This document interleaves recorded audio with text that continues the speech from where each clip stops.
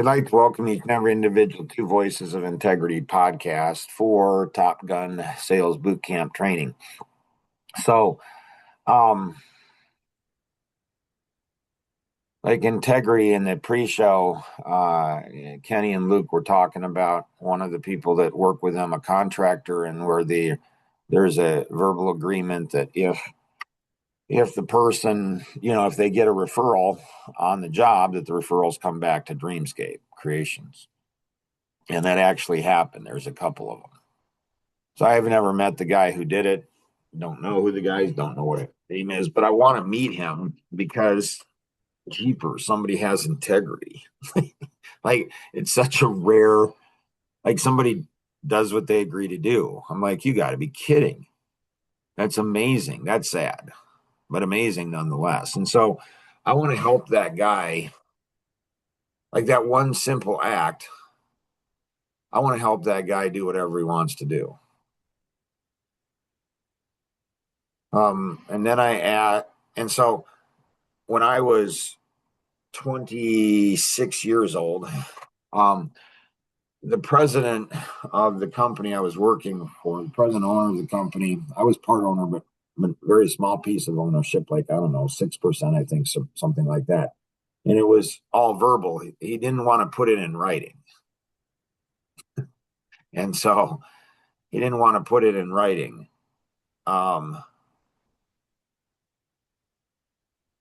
So I knew that was not a good sign. I still put stuff in writing, but he didn't sign it, but I still put it in writing so there wouldn't be misunderstandings. And there were certain, I was a sales manager and then vice president of sales. So there were certain points that if I got to a certain level, like if I got to hit certain pieces, I'd get a bonus. I mean, this was, 35 years ago. So $5,000 back then was worth a lot more than $5,000 now. So it wasn't nothing, but it's not 100,000. And so like I hit a certain point and he's like, yeah, I don't remember that. I'm like, yeah, Tony. Yeah.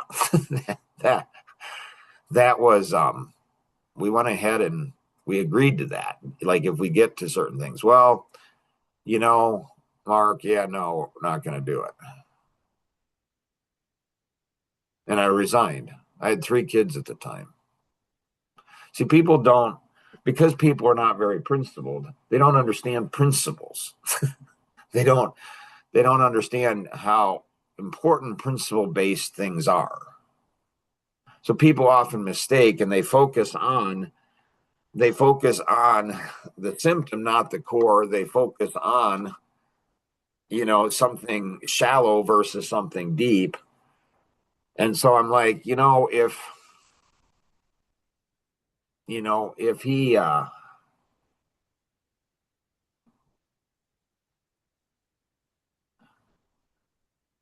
like they want to make it simple, they want to make it surface, they don't want to see the depth of it, or maybe they're not capable. Anyways, so I'm 26 years old, and all of a sudden, like, he doesn't, and I didn't at that point. I was making, I mean, with 3 kids you could always use more money, so it wasn't like I was poor, but I could have used it, but it's not like I needed the money. And so I just resigned.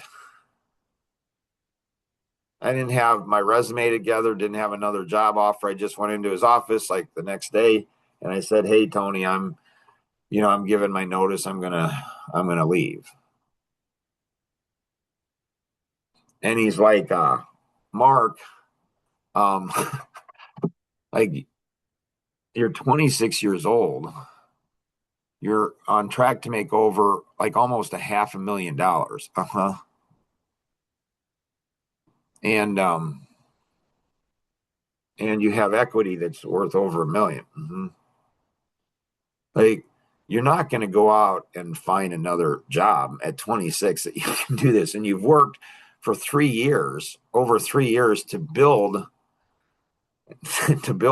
what you've built. Like, now is the time to harvest. I'm like, uh-huh.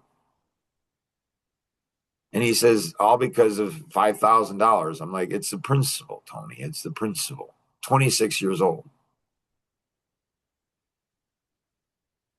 He's like, well, Mark, I'll just give you the 5,000. No, it's fine, Tony. And he never did. He never did. He says, are you going to go start a mortgage company?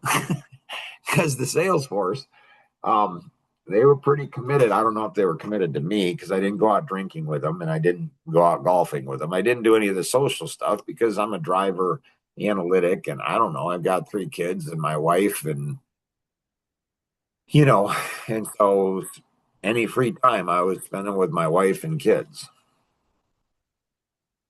I'm not saying that's a good thing in that situation. I maybe could have won their hearts, but the systems, I had systems and I had systems.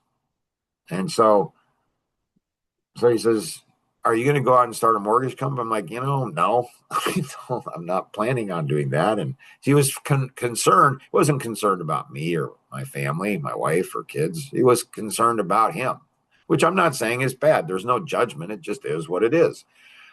And I said, yeah, no, that's not my plan. He's like, what are you planning? I'm like, I'm not really sure, honestly. He looks at me. And so in that industry, when you're vice president of sales, who could strip your entire company. Like you just strip them. If I went and took, because they're connected and committed to me, my systems, my training, I'm like the mom. like, like these guys, like jeepers. And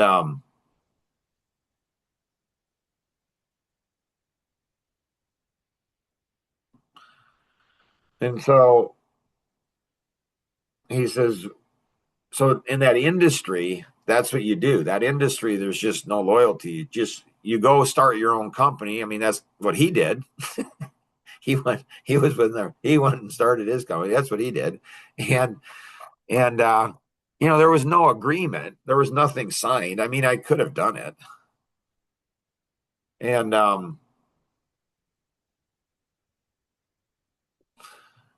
And so he says, and then if you don't, you let the sales manager go. Like you get him out of there as soon as you possibly can. If you're asking, was that a very smart thing to do? I'd say, nah, probably not. He says, so you don't know what you're going to do? I'm like, nope. With 3 kids, a wife not working outside the home. And he's like, well, can you stick? Like, I thought this was going to happen, but not now. So, what he was doing, he wasn't listening to me. Another story for another time. It's fascinating on how people don't listen to me. Any ideas why that is? They don't listen at a deep level. Like, they're not listening. They don't get it. 26 years old. like, like Mark Borisma for dummies. Like people think, well, Mark, I'm going to be like Mark when you're 62. No, you won't because you're not like me when you're 40, 30, 20.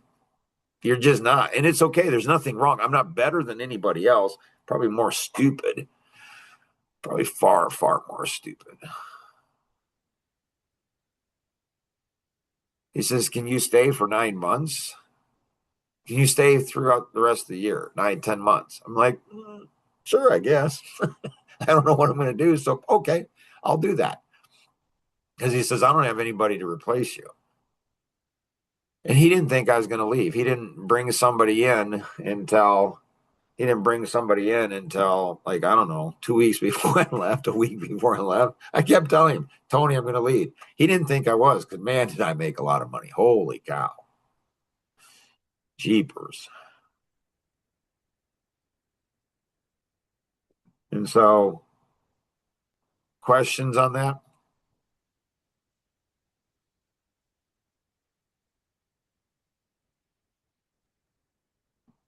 Was that were you planning on replacing yourself there, or was that his responsibility? Well, I mean, he gave me, I mean, I'm like, yeah, I mean, when he says, can you, because I don't have, I mean, he didn't tell me that. He didn't tell me that, but I cared for the people. And so, yeah, I spent 10 months, 9, 10 months doing that. I mean, I worked my tail off, even though he should have brought somebody in sooner, but I had all the systems in place. So I did replace myself. I mean, I can go like within 6 months, I'm like, I know what I'm called to do. So within 6 months of working with that company, maybe 3 months, I said, Tony, I said, um, Tony, I am, this is my life vision. I'll impact the entire world. What I'm going to do is I'm going to work for you until I'm 30 years old. So I was 23. So I'm going to work for you for 7 years. I'm going to have equity in the company. I'm going to go ahead and then I'm going to go into full-time ministry, but that's not being a pastor missionary. I don't know what it is, but it's something. And I'm going to go ahead and work. I'm going to replace me where you won't need me. And it's going to take me 7 years to do it. And you won't need me. And I'm going to then earn money based on the equity that I have in the company. I told him that like 3 months into it. He looks at me, and he was Catholic, and so not Baptist, or I don't know. And he goes and says, he goes, well, Mark, we're not really interested in somebody like that. I said, okay, no problem. That's fair. Don't promote me, because that's what's going to happen.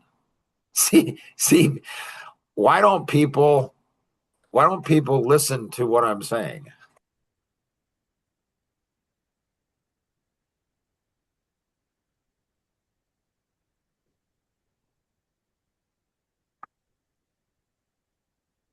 Not sure.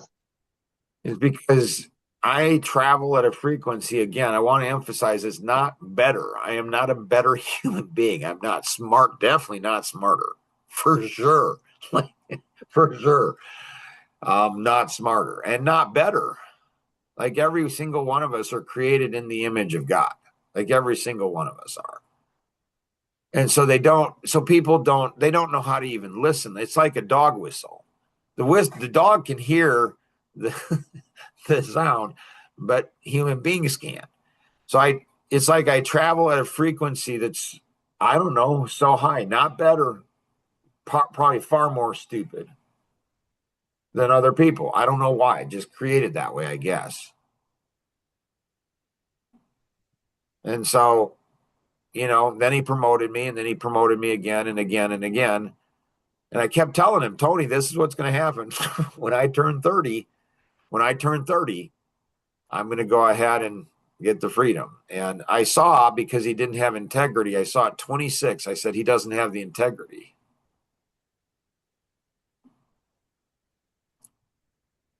It's going to be like Jacob with Laban in the Bible. Change his wages, keep changing them. It's like he doesn't have integrity. So, do you all know the story of Jacob in the Bible? Yeah. Yeah. I'm like a Jacob. This is not something to be proud of. Like there's one, somebody said to me, yeah, God told me once, don't worry about, people who screw you, because I will take care of them. I'm like, dang. Wish God had told me that. like, wow, that's a really cool thing to say. Um, and so, you know, like Jacob, although he was smart, and I'm not smart, but he, when he changed the rules, Jacob said, "Okay, I'm going to change. I'm going to leverage those rules." He was a conniver, he's sneaky, which is really dangerous. So, Mark, are you saying you're more sneaky than the sneaky people? Are you saying you're more slippery than the slippery people? Yeah, I might be. That's why slippery people are fearful of me. It's why sneaky people go ahead and say you're ruthless in business. Well, no, I don't think so. I think I'm ruthless with ruthless people.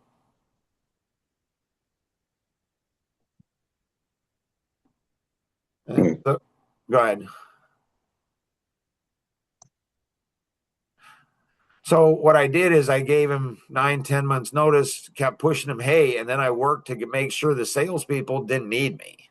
Like I transferred like everything over. Dan Graham, I went ahead and went over to his house at night, late at night, and helped him take my technology, my software, and he and I worked late at night to transfer all of my technology over to him and never made a dime on it.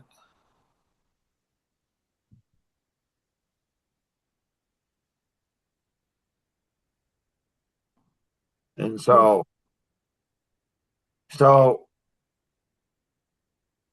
the principle is everything to me. If you're ever working with me and you think that I care about, I don't know, what might be something you guys think I care about?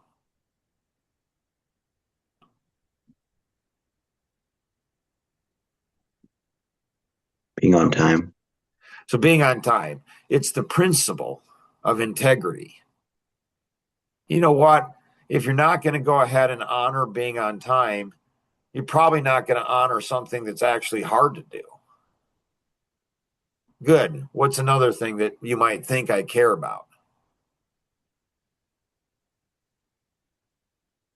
Your family?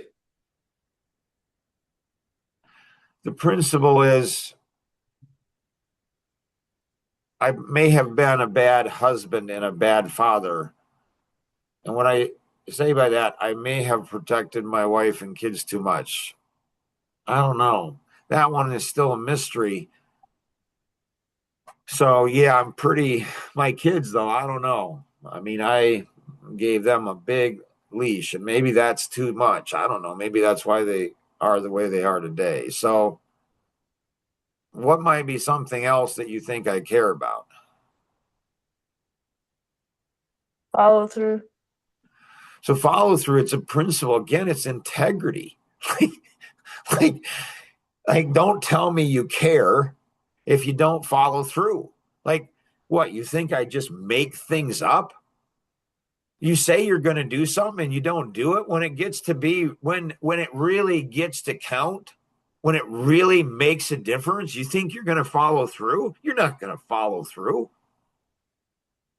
You will not follow through. If you can't follow through on simple, easy things, you won't follow through when it gets to be, when it really is needed. You won't do it. You just won't. You will not. You just won't. Nice, nice. What's another one? Integrity. Yeah, you say what you do what you say, you mean what you say what you mean. Like yesterday, it was the coolest thing, one of the coolest experiences I've ever had. I'll never forget it. When I asked Kenny, is there anything I've ever said I was going to do that I didn't do? Like, and he said, yeah, you said you're going to get something from my mom. I mean, my mom and dad. Ask a few clarifying questions, and what do you think's going to happen on that?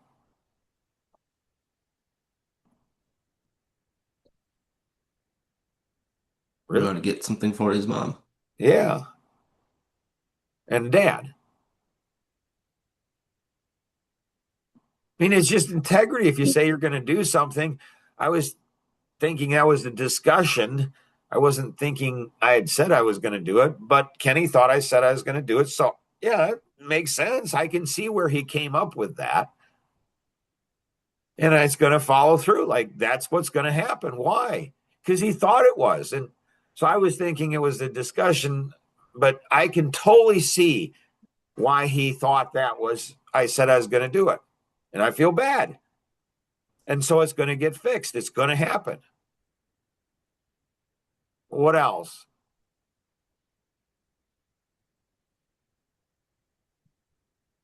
Caring for people? What does that mean?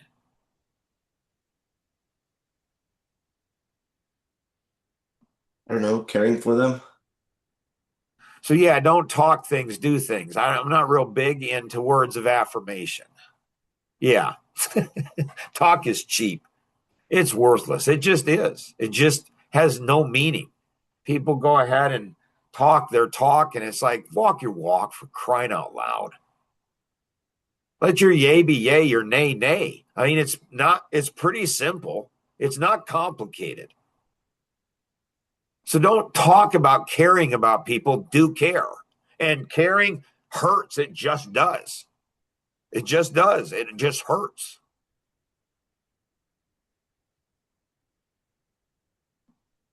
What else?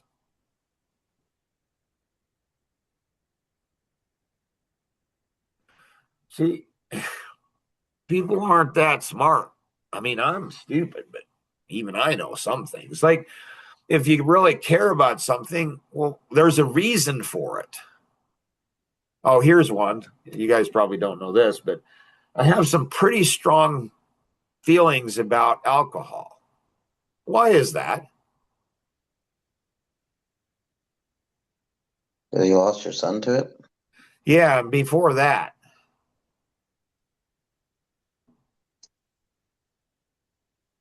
The meeting or the company dinner that got out of control. Yeah, before that.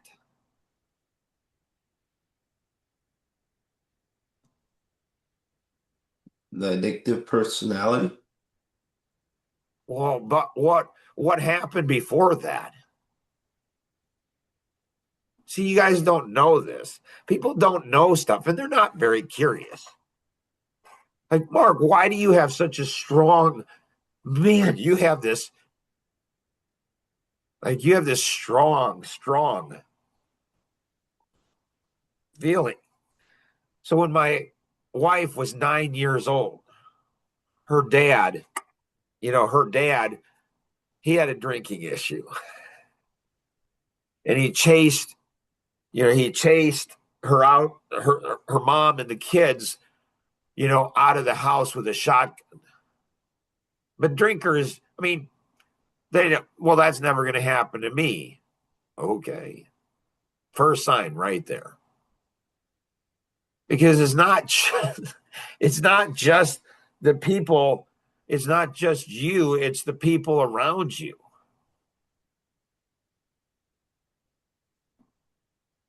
It's your kids. It's your grandchildren. So I don't think drinking is a sin. There's no question at all. There's no question at all that being drunk. And what's that line?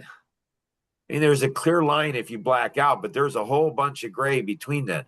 You guys have any idea how many women are raped because of alcohol? A lot. Any ideas on how many men go ahead and make stupid decisions because of that? I mean, it's just, so for me, I mean, it's people's own choices. Like, it's their own choices of why they do things, but it's a wise thing. The principle behind this is that I've thought through my decisions in life. There's reasons for them.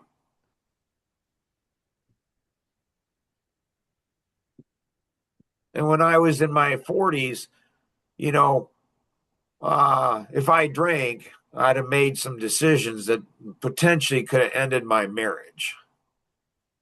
Well, nobody can see that far in the future. I did. And, if other people don't see things, I don't know, like, don't bellyache, like it's not that complicated.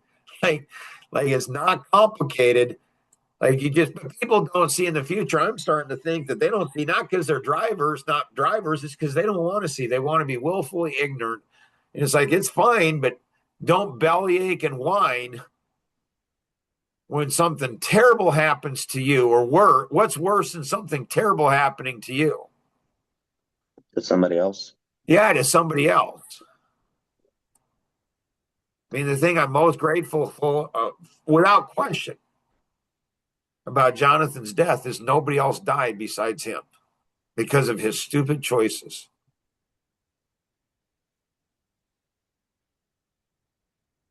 But somebody else, it does die because of somebody else's stupid choice. They get to live with that. And then somebody else, the repercussions of it is just massive. So the principle behind it, this is not about drinking. It's about principle. Like, live a principled life, for crying out loud. You're not going to be significant without doing significant things. You just won't. You will not. You just won't. Like Nora and I have a friend who just got through a messy divorce because her husband was an alcoholic. I mean, did she know that he drank when they got married? But that won't happen to him. Won't happen to her. No, I'm sure it's fine. Yeah. Yeah, buy a bar. Run towards it. Yeah. Okay. I'm not saying it's wrong. I'm just saying I don't know. Sometimes I just wonder why people think and whatever they do.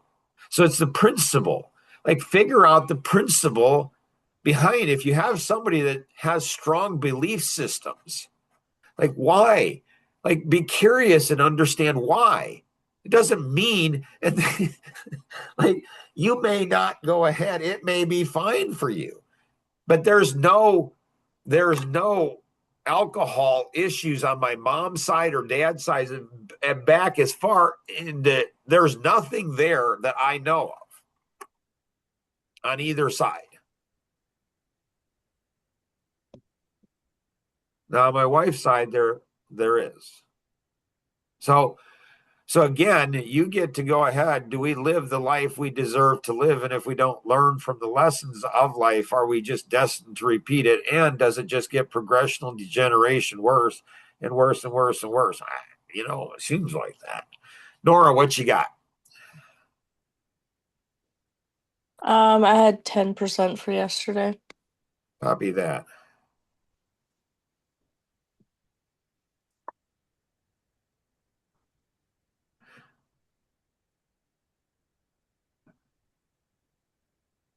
Yesterday was a fascinating day. So when you get hit hard, what do? Do you stay down? Do you get up? Do you use it? We all like fragrant roses. We don't like horse manure. It doesn't smell good. But you can plant it by the manure. You can plant it by the flowers. And so, the cow manure principle is a very powerful principle. Very, very powerful principle. So you do good. Friend of mine asked me a couple days ago and said, why do you keep trusting people? Why do you keep believing them? Right? That's what I'm saying. Cheapers. There's a guy out there that actually honored, he actually honored something for Dreamscape and he actually went ahead and did what he did. Cheapers.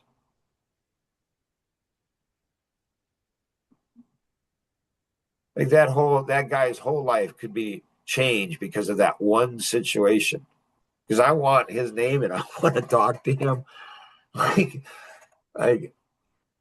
because if he does that in the little things, he's probably going to do it in the big things. And so I want to help him in the big things. I want to lift him up. I want to help that dude because I'm looking for the little things. Because the little things reveal big things. Kenny, what you got? Was out about in the pre-show we talked about three learning modalities. I was thinking how could we apply that to developing in the servicing area, developing other people. All right, good, nice. So on the three learning modalities, there's visual, verbal, and kinesthetic learners. So we learn by seeing. Another thought for that. There was I don't remember where I saw it somewhere there that you can literally train your brain in a task without actually doing the task, but simply taking your mind through the process of the task over and over again, and then you can get better at the task without actually doing it. So that's one of the techniques I use in pickleball.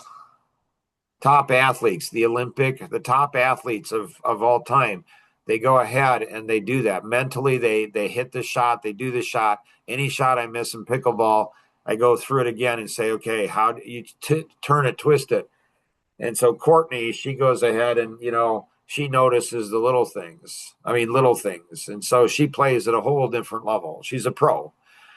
And so, but I notice that, I see other people before they hit the ball. I know based on the angle of their, their legs, their feet, their arms, their wrists. I know that shots before their paddle even hits the ball. I know it's going in the net.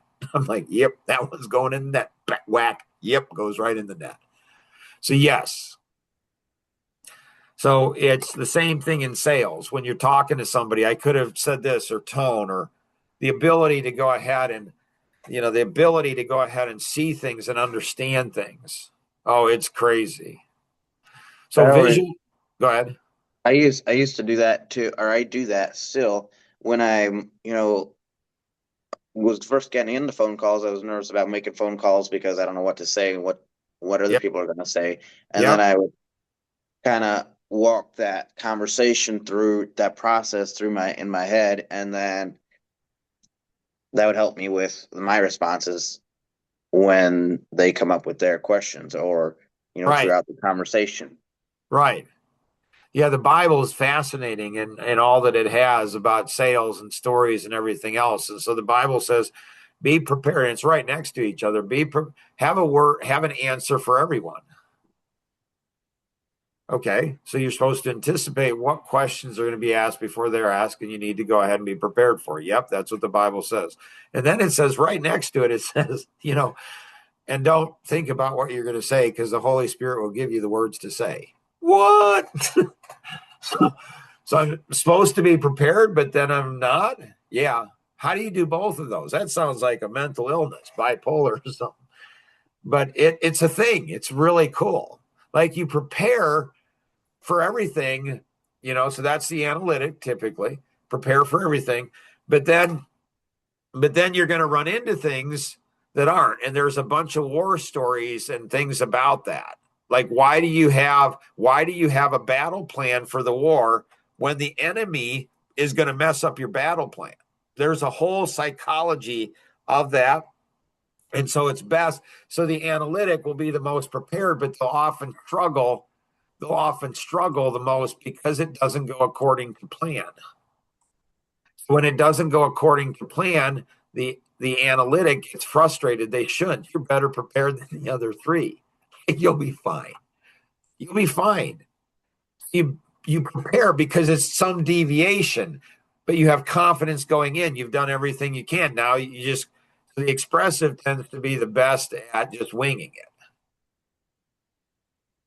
So you do both.